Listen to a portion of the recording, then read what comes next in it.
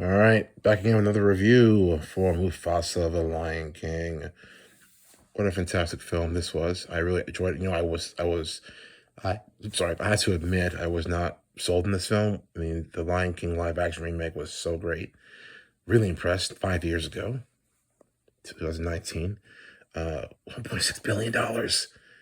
I think for me, when I saw The Lion King, I love The Lion King. When I first saw it as a kid, I ended up when it was time to leave class when I was a kid, I stopped at the scene where Mufasa died. Spoiler alert. Yeah, that kind of scarred me and my classmates for a bit, so I never watched it since then. Kept putting it off. I remember the trailers for the movie coming out on DVD and all that stuff, re-releases. I just never got around to it because that was scarring. Imagine you're a kid watching that. Finally saw it for the first time, fully in 2012. Wonderful film, beautiful film. I can see why it's considered one of the greatest films of all, animated films of all time. And of course, when I saw the live action remake, it felt amazing to me because I hadn't seen it in a long time, so it felt like watching it for the first time. The music, the score, James Earl Jones. I mean, Chill to Edge 4 is great. I mean, bummer they didn't ask Jeremy Irons back. But it was wonderful. I mean, getting Beyonce in the film, great cast, and yes, when they announced doing a prequel, I'm like, well, why? They don't need to do a prequel. It's weird. But it's Barry Jenkins. Moonlight, he's a great director. So, I mean, I was impressed. And rest in peace to the wonderful James Earl Jones. May rest in peace. What a masterful actor. I mean, he did, oh my gosh, man, he did everything. Fences, Darth Vader, Sandlot. He did everything. He was so good in Coming to America. And the beginning of this film and ending of this film is just pure gold and a love letter to James Earl Jones. The ending gave me so much chills. And the opening minutes were so beautiful as well.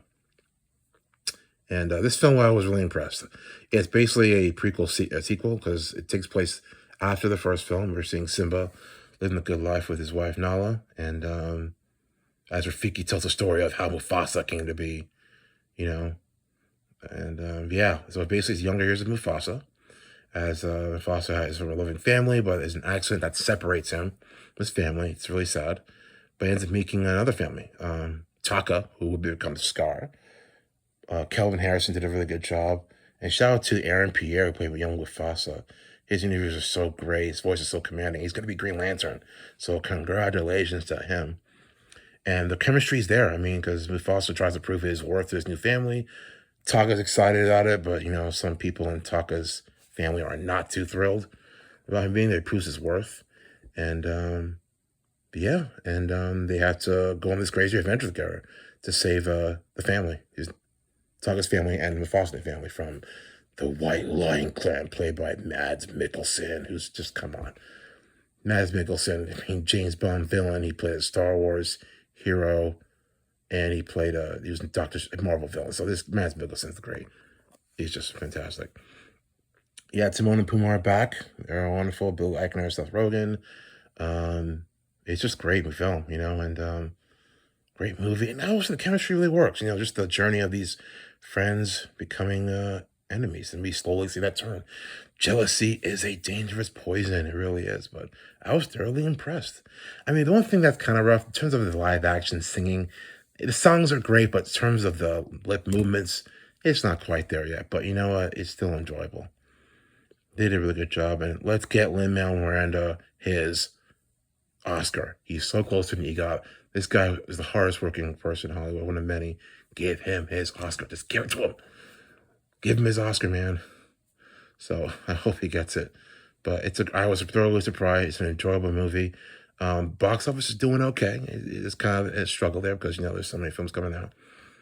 But I was impressed. I mean, I think with this film, this film came out because this film came out the same year as Joker. Joker failed to live up to the original. It didn't quite stick the landing. The Joker 2 was a good film. It was okay, but it kind of lost its purpose of what it was trying to be, where Mufasa succeeded.